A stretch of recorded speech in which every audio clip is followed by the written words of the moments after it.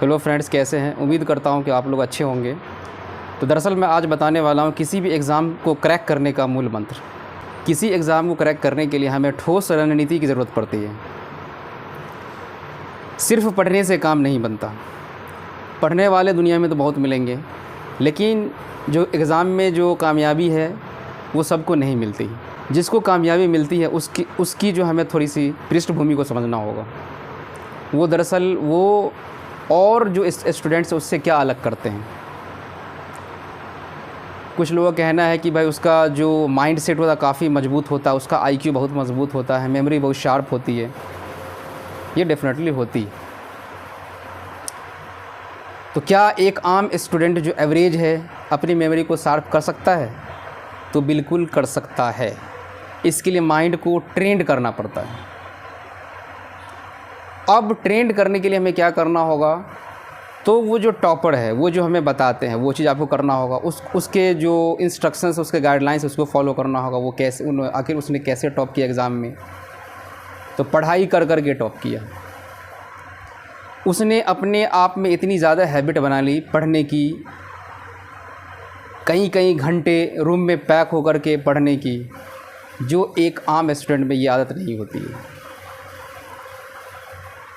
तो जो भी स्टूडेंट किसी भी एग्ज़ाम को क्रैक करना चाहते हैं तो सबसे पहले वो पढ़ने की आदत डालें। वो पीडीएफ से बिल्कुल भी ना पढ़े, वो किताब का सहारा लें। कुछ वो बच्चे की पीडीएफ के पीछे भागते हैं। पीडीएफ में आपको पूरी जानकारी नहीं मिल सकती। जो किताब में मिलती है, जो अच्छे जो स्टैंडर्ड टेक्स्ट बुक होता है उसमें जो मिलती है, वो आपको पीडीएफ के फॉर्मेट में नहीं मिलेगा। आप चाहे पुरानी ही बुक पढ़िए, लेकिन बुक को पढ़िए। आप मोबाइल पर ज़्यादा देर तक स्टे नहीं कर सकते, आपका फोकस नहीं बन सकता, क्योंकि मोबाइल में ब्लू लाइट का रेडिएशन होता है जो आपके माइंड में इन्फ्लेमेशन पैदा करेगा। इसलिए बुक को पढ़ने की कोशिश करें। अब आते हैं रणनीति पे। एग्ज़ाम में जो रणनीति होती है, सबसे पहली रणनीति है एक अच्छा नोट्स, जो शॉर्ट नोट्स है वो आपके पास हो। और सोर्स जो आपको पढ़ने का हो वो काफ़ी सोर्स लिमिटेड हो। अगर आपको एक बुक दिया जाता है और आपने उस बुक को सिलेक्ट कर लिया कि इस बुक से हमको 90-80% सिलेबस मैच कर जाता है जो किसी एग्ज़ामिनेशन का है, तो उतना ही बुक को आप पढ़िए, लेकिन एक बार नहीं, मल्टीपल टाइम पढ़िए। अगर मल्टीपल टाइम पढ़ेंगे तो डेफिनेटली आप नतीजा निकाल पाएंगे।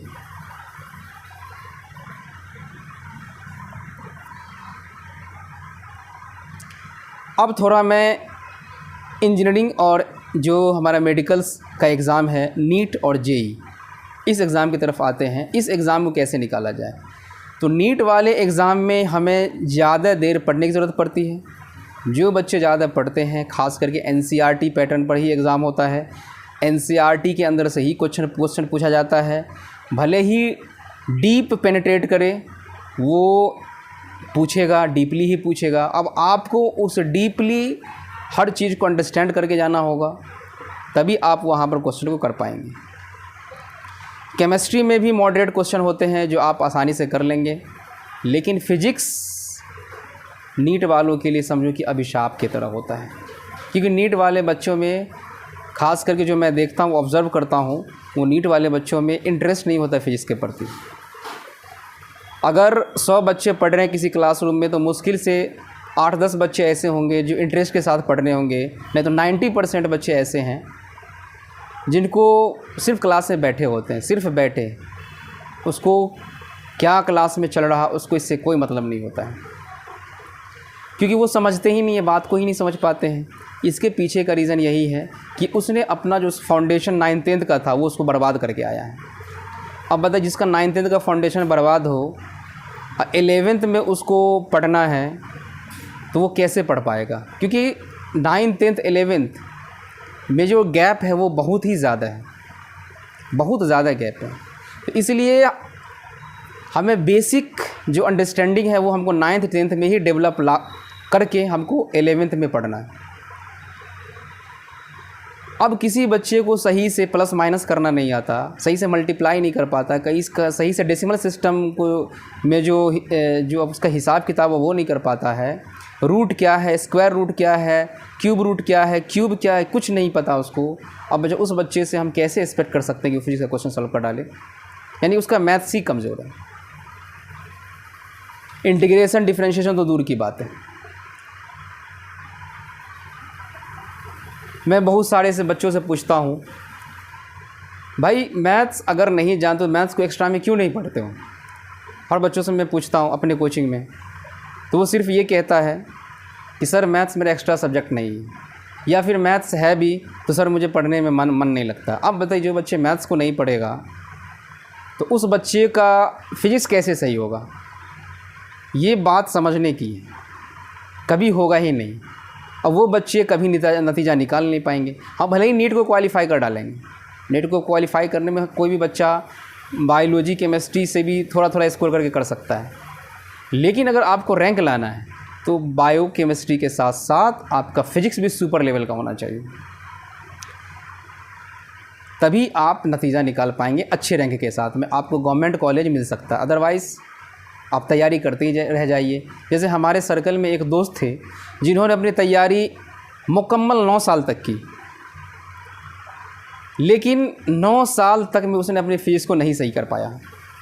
हाँ, केमिस्ट्री वगैरह थोड़ा बहुत सही कर लिया, इनऑर्गेनिक था ऑर्गेनिक था उसको सही कर लिया, बायो को भी थोड़ा बहुत सही कर लिया, लेकिन जो केमिस्ट्री में भी फिजिकल पोर्शन होता है, फिजिकल केमिस्ट्री जहाँ पर हमें खाली न्यूमेरिकल्स ही होते हैं, काइनेटिक जैसे केमिकल काइनेटिक्स है, इलेक्ट्रोकेमिस्ट्री है, सॉल्यूशन है, मोलरिटी, मोल कॉन्सेप्ट है, ये सब समझने में उसको दिक्कतें आएंगी। ऑर्गेनिक और जो थ्योरेटिकल पेपर है वो भी कोई ज़रूरी थोड़ी ना उसको समझ में आएगा। देखिए, मैथ्स से क्या होता है, आपका अंडरस्टैंडिंग डेवलप होता है, इसलिए हर बच्चे को मैथ्स पढ़ना चाहिए। मैं सलाह देता हूँ जो पीसीबी के बच्चे हैं उसको पीसीएमबी कॉम्बिनेशन में पढ़ाई करनी चाहिए। अगर आप अगर मैथ्स को कंट्रोल में कर लेते हैं तो आप ऑटोमेटिकली सब सब्जेक्ट को कंट्रोल में कर लेंगे।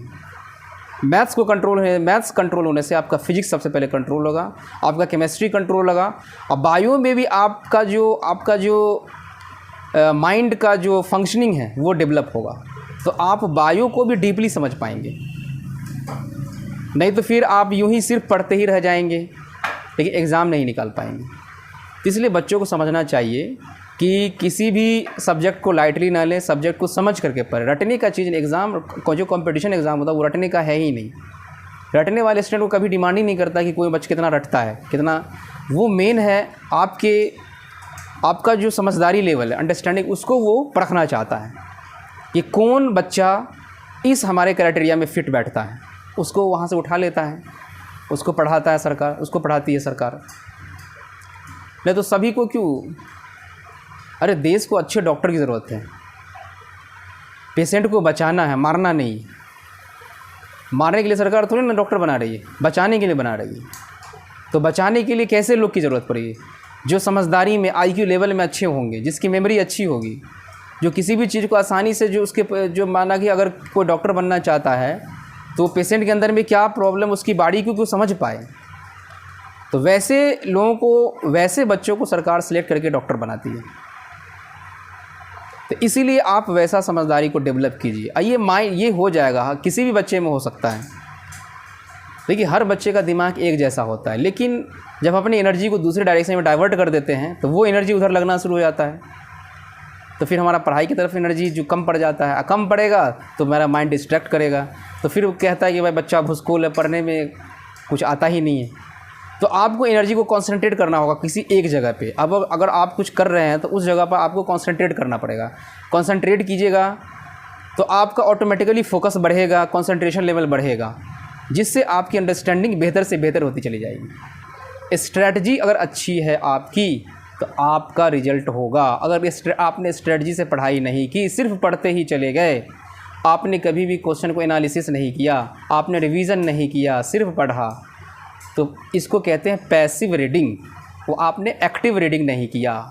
एक्टिव रीडिंग हमेशा होती है स्ट्रेटजी के साथ। अगर आपकी स्ट्रेटजी अच्छी है तो डेफिनेटली आप एग्ज़ाम निकाल पाएंगे। अगर नहीं है तो सिर्फ आप पढ़ते रह जाएंगे, आपकी उम्र निकल जाएगी, लेकिन आप एग्ज़ाम नहीं निकाल पाएंगे।